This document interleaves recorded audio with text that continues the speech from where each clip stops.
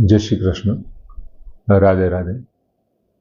44માં શ્લોકમાં અર્જુને ભગવાનને પ્રાર્થના કરી કે ભાઈ જેમ એક પિતા પુત્રના અપરાધને ક્ષમા આપી દે છે, જેમ કોઈ એક મિત્ર બીજા મિત્રના અપરાધને માફ કરી દેતા હોય છે, અને જેમ પતિ પત્નીના અપરાધને અવહેલના કરતા હોય છે, એમ તમે પણ મારાથી થયેલા અપરાધને દૂર કરી હું આપને પ્રણામ સિવાય તો બીજું શું કરી શકું, એટલા માટે હું તમને દંડવત પ્રણામ કરું છું। અને તમે સ્તુતિને યોગ્ય છો। દેવો મહર્ષિઓ આપની સ્તુતિ કરીને જે પાર નથી પામી શકતા, તો હું તો બીજું શું સ્તુતિ કરી શકું એમ। અને હવે 45માં શ્લોકમાં અર્જુન ભગવાનને ચતુર્ભુજ રૂપ બતાવવા માટેની વિનંતી કરે છે કે તમે પ્રસન્ન થાઓ। આપના આ રૂપથી ખરેખર મને એવું લાગે છે કે હું ડરી ગયો છું, મારે આપનું ચતુર્ભુજ રૂપ જોવું છે એમ। એટલે એ રૂપ માટે અર્જુન વાત કરતા આગળ ભગવાનને કહે છે કે અદૃષ્ટ પૂર્વમ હર્ષિતઃ અસ્મિ દૃષ્ટવા ભયેન ચ પ્રવ્યથિતમ મનઃ મે તત્ એવ મે દર્શય દેવરૂપમ પ્રસિદ્ધ દેવેશ જગન્નિવાસ। અર્જુન ભગવાનને કહે છે કે અદૃષ્ટ પૂર્વ જે પહેલા ન જોયેલા આપના રૂપને દૃષ્ટવા જોઈને હર્ષિતઃ અસ્મિ હું હર્ષિત થઈ રહ્યો છું, હું આનંદિત થઈ રહ્યો છું। ચ અને ભયેન પ્રવ્યથિતમ મનઃ મે અને ભયને લીધે ડરને લીધે મે મનઃ પ્રવ્યથિતઃ મારું મન વ્યાકુળ પણ થઈ રહ્યું છે। પહેલા ક્યારેય ન જોયું હોય એવું આપનું ઉગ્ર રૂપ જોઈ અને આ બધું રૂપ જોઈને હું હર્ષિત પણ થઈ રહ્યો છું, અને ભયેન ચ પ્રવ્યથિતમ મનઃ મે અને ભયને લીધે મારું મન વ્યાકુળ પણ થઈ રહ્યું છે। માટે હવે તમે તત્ એવ દેવરૂપમ મે દર્શય મને તત્ એવ પેલું દેવરૂપમ ચતુર્ભુજ જે શાંત વિષ્ણુનું રૂપ છે, શાંત વિષ્ણુનું રૂપ છે તે દેવરૂપમ ચતુર્ભુજ દર્શય એટલે દેખાડો, મને પેલું ચતુર્ભુજ રૂપ દેખાડો।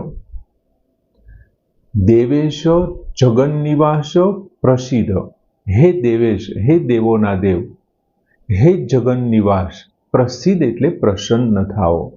અર્જુને બહુ વિનમ્ર બની અને વિનંતી કરી, પોતાના મનની વાત પણ કરી દીધી, એમની ઈચ્છાઓ પણ જાહેર કરી દીધી કે તમારું રૂપ જોવાથી શું થયું છે એ પણ કહી દીધું એમ। જેવી રીતે અર્જુને વિરાટ રૂપ માટે ભગવાનને પ્રાર્થના કરી, 11મા અધ્યાયના આપણે 3જા શ્લોકમાં જોયું, અને ભગવાનને કીધું કે જો તમને એવું લાગતું હોય કે મારે માટે વિરાટ રૂપ જોવું શક્ય છે અને મને તમે યોગ્ય ગણતા હો, તો હું આપનું એ રૂપ જોવા ઈચ્છું છું। ભગવાને તો નહીતર ત્યાં અંત કરી જ દીધો હતો કે અર્જુનને જે વિભૂતિ અને યોગની શક્તિ જોવી હતી એ બતાવી દીધી, જણાવી દીધી। ભગવાને એ પણ કહી દીધું કે હવે આનાથી વધારે તારે જાણીને શું ફાયદો એમ, કેમ કે આ બધી શક્તિઓ જેમની આશ્રય છે એ તો હું તારી સામે બેઠો છું પણોઠી વાળીને। એટલે વિરાટ રૂપ બતાવ્યું, તેમ હવે અર્જુનની ઈચ્છા ચતુર્ભુજ જોવા માટેની છે, ચતુર્ભુજ રૂપ જોવા માટેની, અને એમના માટે પ્રાર્થના કરી। અર્જુનને ખબર પડી ગઈ કે આમને પ્રાર્થના કરો છો ને એટલે એ પ્રમાણે કામ કરે છે। જેમ વિરાટ રૂપમાં પ્રાર્થના કરી એમ ચતુર્ભુજ માટે પ્રાર્થના કરી। અહીં સ્પષ્ટ લખ્યું અદૃષ્ટ પૂર્વમ હર્ષિતઃ અસ્મિ દૃષ્ટવા, પહેલા ક્યારેય ન જોયું હોય તો આપનું જે આ અલૌકિક અને આશ્ચર્યકારક રૂપ મેં આમની પહેલા જોયું જ નથી, કે આજે તમે મને જે બતાવ્યું આ રૂપની મારી પાસે તો કલ્પના પણ નહોતી કે આપનું રૂપ આવું હશે। બીજું, આ રૂપ જોવા માટે હું માનું છું કે મારી યોગ્યતા કે મારી પાત્રતા પણ ન હતી, મારી પાસે માત્ર આપની કૃપાથી આ શક્ય બન્યું છે અને હું એ જોઈ શક્યો છું। આથી મારી પાત્રતા નથી, યોગ્યતા નથી, એમને જોવા માટે મારા ચક્ષુ પણ કામના નથી, એમ છતાં આપે દિવ્ય દ્રષ્ટિ આપી, કૃપા કરી અને મને આ જે રૂપ બતાવ્યું છે આપનું, એમને કારણે શું થયું છે, હું મારી જાતને સૌભાગ્યશાળી ગણું છું અને હું એકદમ મનમાં હર્ષિત થઈ રહ્યો છું. સૌભાગ્યશાળી ગણી અને હું હર્ષ પામી રહ્યો છું કે આ હું બાકીના બધા લોકો જે નથી જોઈ શકાય એકલો હું જ જોઈ શકો એમ. અને ભગવાને આગળના શ્લોકમાં કીધું છે કે આ મેં તને જે રૂપ બતાવ્યું ને એમની પહેલા કોઈએ નથી જોયું, આ તું પહેલો છો. એ જે તે સમયે આપણે ચર્ચા જોઈશું એમ. આપની કૃપાથી ગદગદિત અને ઉગ્ર રૂપથી મારું મન છે ને એ વ્યથિત થઈ રહ્યું છે, મને ડર લાગે છે. જેમ ત્રણેય લોક આપનાથી વ્યથિત થયેલા છે તથા ચ અહમ, તેમ હું પણ, મારું મન પણ વ્યથિત છે. આપના રૂપ જોઈને હું ગદગદિત હર્ષિત પણ થાઉં છું અને મારું મન વ્યથિત પણ થાય છે. તો તત એવ મેં દર્શય દેવ રૂપમ, ભગવાન એમ કહે છે, અર્જુન એમ કહે છે તત એવ, તે જ. મતલબ અર્જુને દેવરૂપ એટલે કે આ વિષ્ણુનું રૂપ છે ને જોયું છે, જે અત્યારે એની સામે નથી, પણ ક્યારેક તો એને જોયું છે. તો જ તમે કહી શકો ને તે રૂપ બતાવો. તમારી સામે કોઈ વ્યક્તિ આવે ત્યારે એમ કે નહીં, આમ નહીં, તે વખતે કર્યું હતું એવું, તો એનો અર્થ એવો કે આમની પહેલા તમારી સામે આવી ગયા છે. અર્જુન કહે છે તત એવ મેં દર્શય દેવરૂપ, મને તમે તે જ ચતુર્ભુજાવાળું રૂપ બતાવો, ચતુર્ભુજ રૂપ બતાવો. એમનો અર્થ એવો કે અર્જુન આમની પહેલા જોયું છે જે અત્યારે એમની સામે નથી. જ્યારે અર્જુન વિશ્વરૂપ જોતા હતા અને એ વિશ્વરૂપ જોતી વખતે જ્યારે એમણે પહેલી દ્રષ્ટિ ભગવાનના વિશ્વરૂપ ઉપર કરી 15મા શ્લોકની અંદર, અને ત્યારે અર્જુને સ્પષ્ટ કીધું હતું કે પશ્યામી દેવાન તવ દેવ દેહે, પશ્યામી દેવા તવ દેવ દેહે. પછી એક શબ્દ વાપર્યો તો બ્રહ્માણમ ઈશમ કમલાસ્થલમ. હે દેવાધિદેવ, હું તમારા આ કોઈ એક સ્થળમાં કમળ આસન પર બિરાજેલા તે બ્રહ્માને જોઈ રહ્યો છું. પશ્યામી, જોઉં છું, દેખાઈ રહ્યા છે. એમનો અર્થ એવો કે કમળના આસન ઉપર બિરાજેલા ભગવાન બ્રહ્મા દેખાય છે, તો એમને કમળ પણ દેખાણું હશે અને કમળની દાંડી પણ દેખાણી હશે, અને જેમની નાભીમાંથી કમળની દાંડી નીકળ્યું છે એ પદ્મનાભ પણ એમને દેખાણા હશે, એ ભગવાન વિષ્ણુ પણ એમને દેખાણા હશે.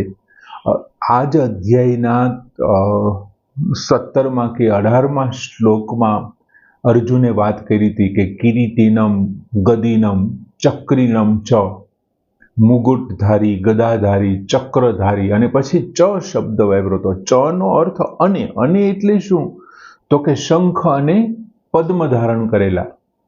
તો આ જે ચ શબ્દ છે એમાં ચ નો અર્થ શંખ અને પદ્મ છે, તો શંખ ચક્ર ગદા પદ્મ આ ચતુર્ભુજ રૂપનું જ વર્ણન થયું.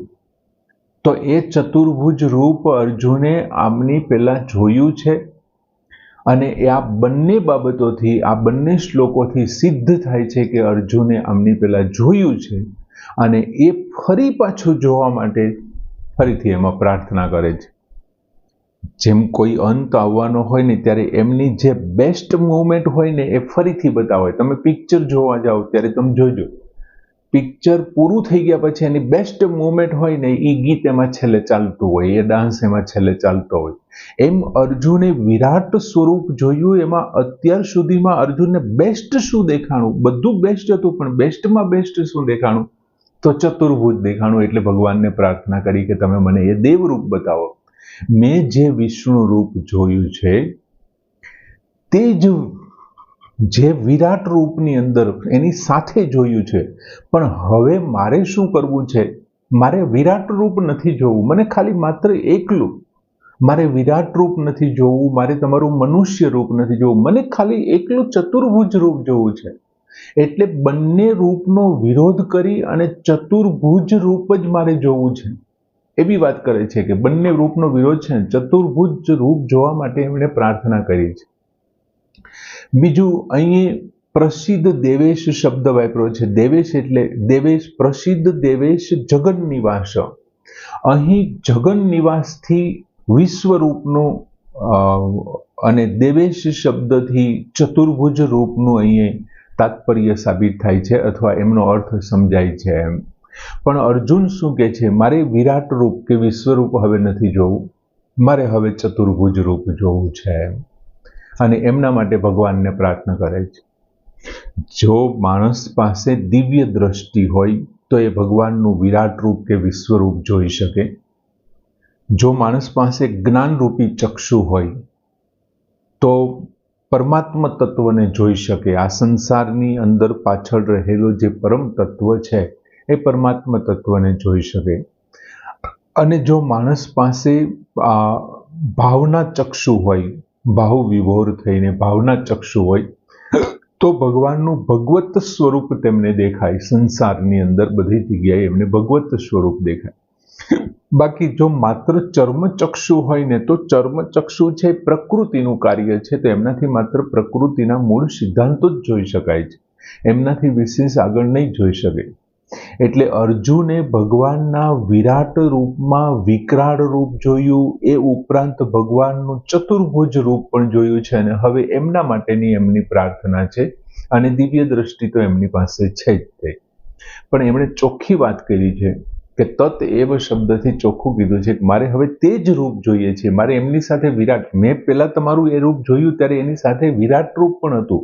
ઉપર જોવું તો વિકરાળ રૂપ, આપના મોઢાથી ચાટી રહ્યા હતા, જીભથી ને એવું બધું હતું.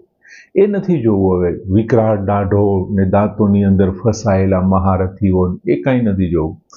માત્ર મને એક અંશમાં જે દેખાણું છે ને એ જોવા માંગુ છું. અર્જુને કરેલી પ્રાર્થના સરસ શ્લોક કે અદૃષ્ટ પૂર્વમ રસિત અસ્મિ દૃષ્ટવા ભયેન ચ પ્રવ્યથિતમ મનો મે તત એવ મે દર્શય દેવરૂપમ પ્રસિદ્ધ દેવેશ જગન્નિવાસ. પૂર્ણ કરીએ. જય શ્રી કૃષ્ણ.